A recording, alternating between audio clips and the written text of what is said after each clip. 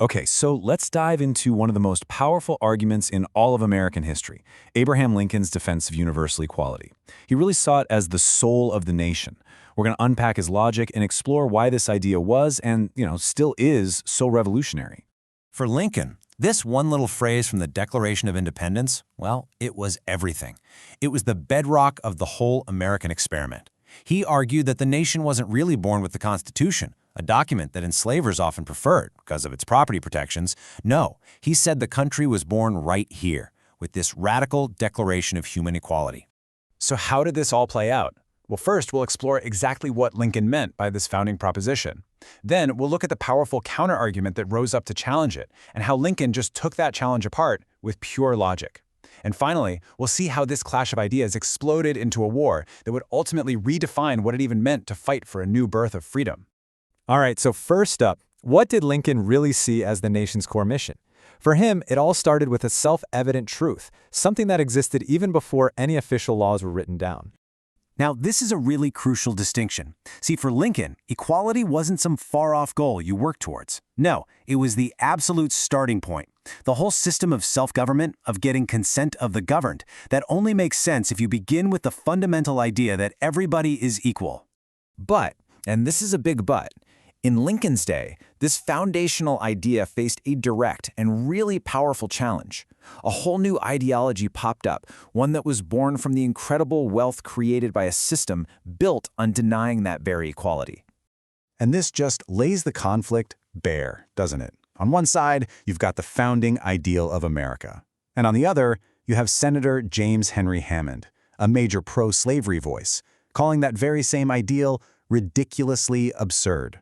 I mean, these two worldviews just could not exist in the same country. And make no mistake, this wasn't some fringe belief. Pro-slavery thinkers were arguing that the founders just got it all wrong. They believed society was a natural hierarchy. In their world, most people were just, quote, dull drudges who needed to be led by their betters. They argued that human enslavement wasn't some necessary evil, but that it was the correct and natural order of the world. So how in the world did Lincoln respond to that?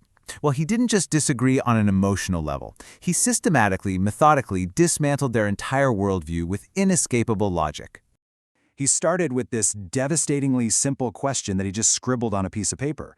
He's basically asking, hey, whatever reason you cook up to justify enslaving someone else, what stops them from turning around and using that exact same reason to enslave you? Lincoln just walks through every possible argument they could make. You want to justify slavery by color? Okay, well then anyone with lighter skin can enslave you. What about intellect? Fine, then anyone smarter than you gets to be your master. Is it just about self-interest? Well then anyone who's powerful enough to make it their interest has the right to enslave you. You see, the whole logic just completely collapses in on itself. And what he realized was that these arguments for slavery, they weren't new at all. They were, in his famous words, the same old serpent. It's the same timeless justification that kings and tyrants have always used to oppress people. It's the logic of rule by force, not rule by consent.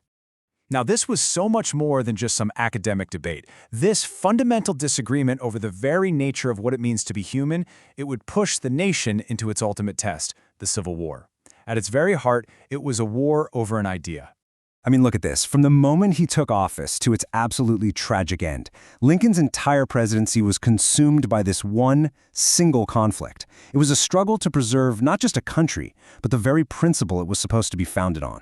And at Gettysburg, Lincoln framed the entire war around this one question. This wasn't just a battle over land or money. He said it was a test to see if a nation built on this radical idea of universal equality could even survive in a world that had always been ruled by kings and hierarchies. And the Confederacy, wow, they were shockingly clear about this. Their own vice president, Alexander Stephens, flat out declared that their new government was founded on the rejection of equality. Their great truth was the principle of racial superiority. That just makes the stakes of the war absolutely crystal clear. So right in the middle of this brutal, bloody conflict, Lincoln uses his platform at Gettysburg not just to mourn the soldiers who died, but to redefine the entire purpose of the war. It wasn't just about preserving the old Union anymore, it was about transforming it.